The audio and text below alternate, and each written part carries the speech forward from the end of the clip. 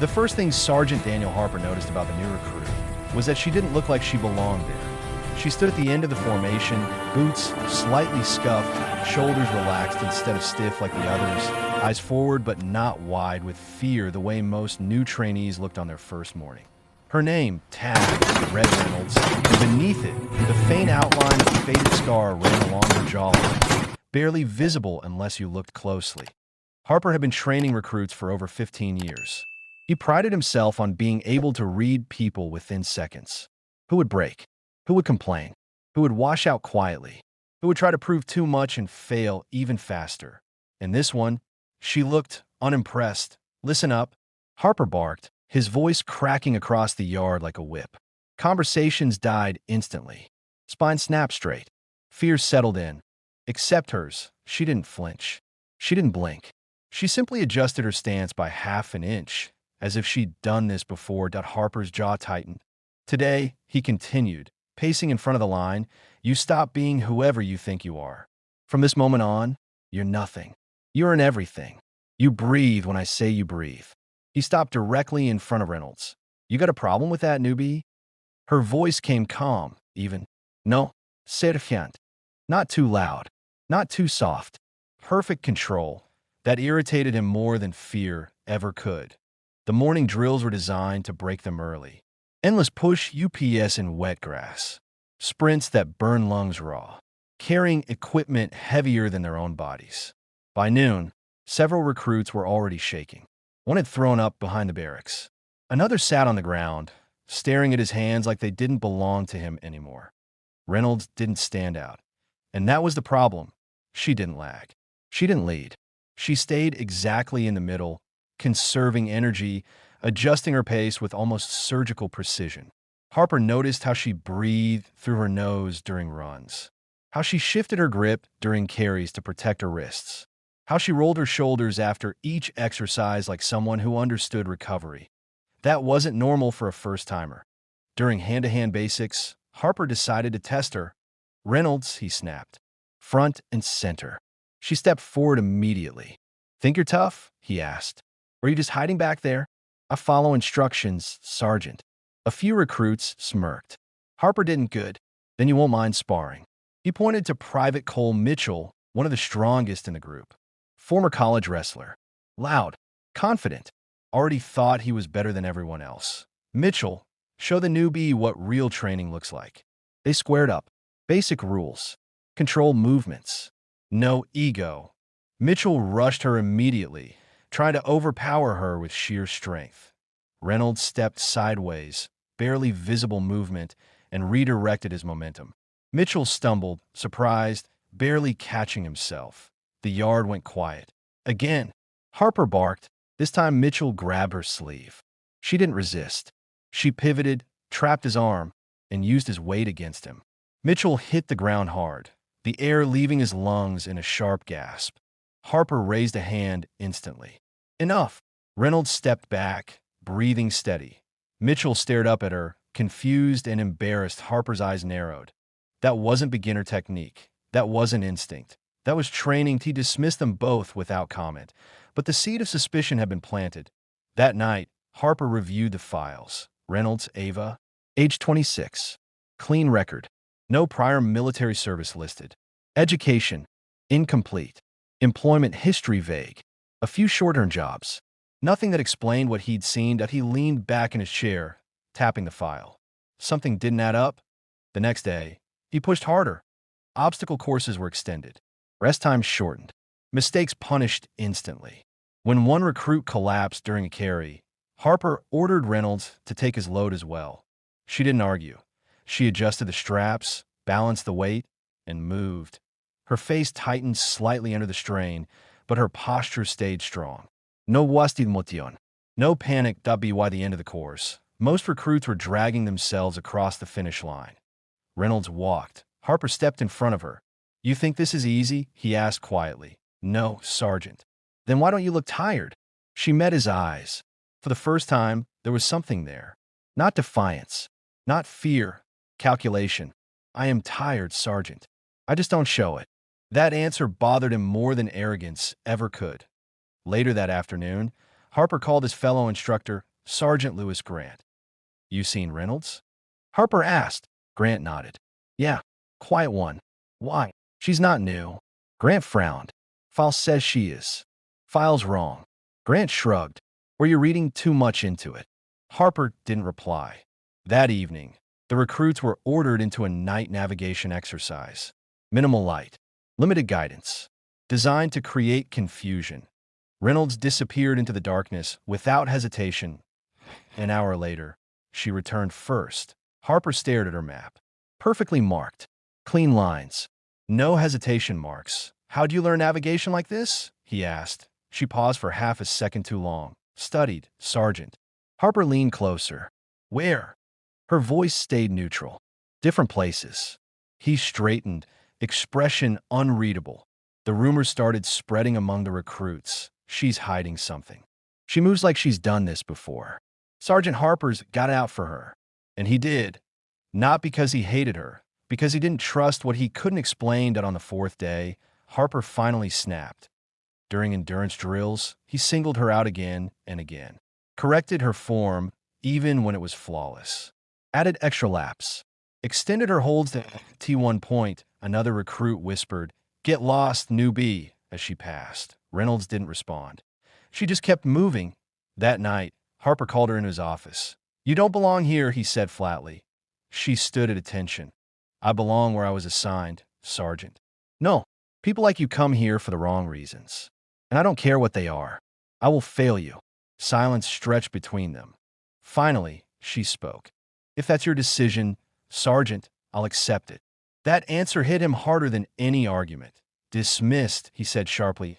As she turned to leave, Harper added, "Tomorrow, final evaluation." She paused at the door. "Yes, Sergeant." When she left, Harper stared at the wall longer than he meant to. He didn't know why this bothered him so much. All he knew was this. If Ava Reynolds was pretending to be a newbie, she was doing it better than anyone he'd ever seen. And tomorrow, he planned to expose her. Before the screen fades, the narrator's voice comes in calm and steady. If you enjoy realistic military stories about hidden strength, discipline, and truth coming to light, make sure you subscribe to Generals and Truth Stories. These are stories you won't hear anywhere else. The night settled over the base, quiet and tense.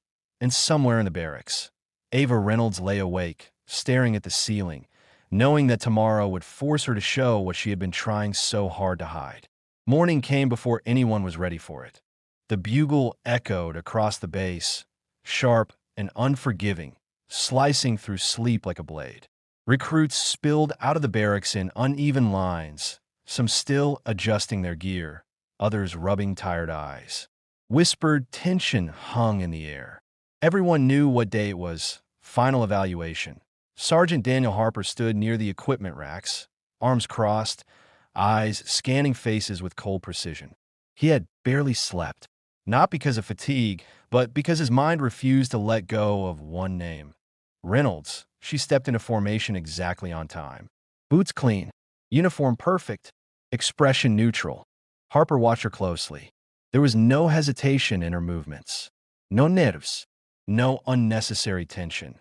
That alone told him everything. Today, Harper announced, is not about strength. It's not about speed. It's not about who looks good in formation. Today decides who stays and who goes. He let the words sink in. You will be tested under pressure. You will be pushed past comfort. Some of you will fail. That is expected.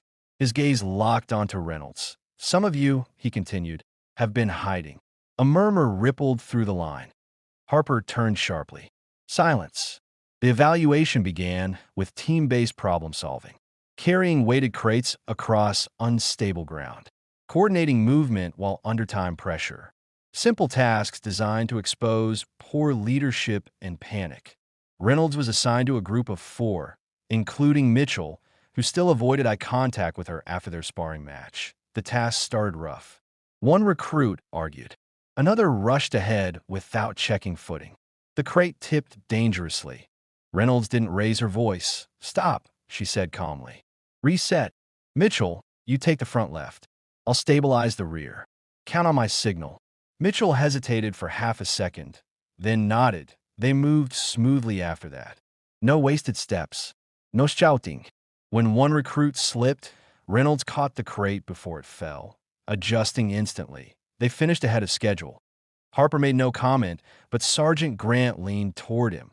"She's leading without authority," Grant muttered. "That's not normal." "No," Harper replied quietly. "It's trained." Next came endurance, that a long-distance run with full gear, followed immediately by a casualty drag. The sun climbed higher, heat pressing down like a weight of its own. Recruits staggered. One collapsed completely, gasping for air.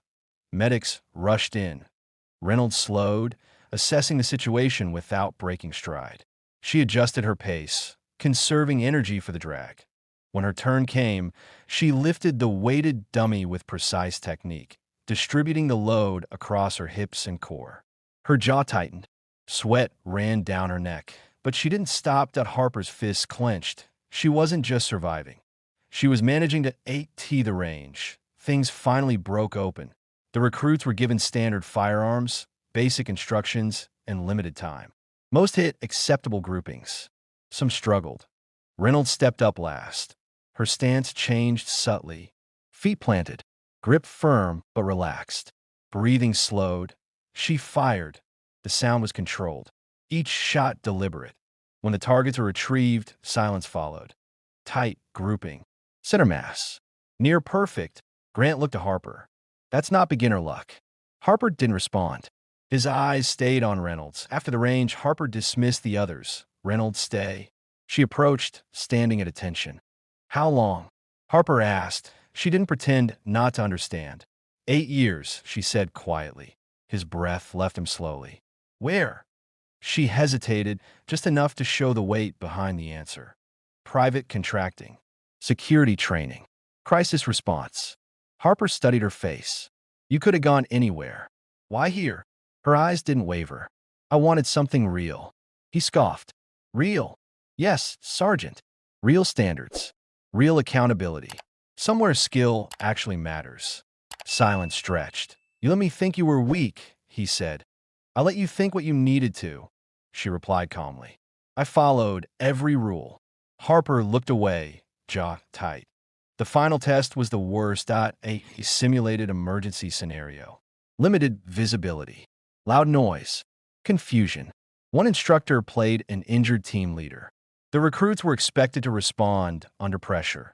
Everything went wrong immediately. Orders overlapped. One recruit froze. Another panicked and dropped equipment. Reynolds stepped in without hesitation. "Grant, secure the perimeter." "Mitchell, help him." "I'll assess." She checked the injured instructor, applied pressure, issued clear instructions. Her voice never rose. Harper watched from the observation point, heart pounding harder than he wanted to admit. This wasn't instinct. This was experience earned the hard way. The scenario ended early. Harper walked down, stopping in front of her. "That's enough," he said. The recruits stood frozen. Harper faced the group. "You've just seen what competence looks like under pressure," he said. "Learn from it." He turned back to Reynolds. "You passed," he said quietly, with room to spare. A flicker crossed her face. Relief? Or something heavier? Later, in his office, Harper closed the door. "I tried to fail you," he admitted. "Yes, Sergeant. Because I didn't trust you." She nodded. "Fair." He exhaled slowly. "I was wrong." She met his eyes. "You did your job." For the first time since she arrived, Harper gave a short nod of respect. "Welcome," he said. That night, the barracks felt different. Recruits spoke to Reynolds with a new tone. Not fear, not awe, respect. Mitchell approached her quietly. "For what it's worth, I was wrong about you." She gave a small smile. "So was I. About some things." The camera slowly pulls back as lights dim. The narrator's voice returns, steady and reflective. Sometimes the strongest people are the ones who don't announce themselves. They wait. They observe. And when the moment comes, they let skill speak louder than ego. If you enjoyed this story of discipline, hidden strength, and earned respect, subscribe to Generals and Truth Stories. More powerful, realistic stories are coming. Stories that remind us that truth always surfaces in the end. The final image fades on Ava Reynolds standing alone on the training ground. Not as a newbie, not as a mystery, but as someone who finally belonged. Story ends.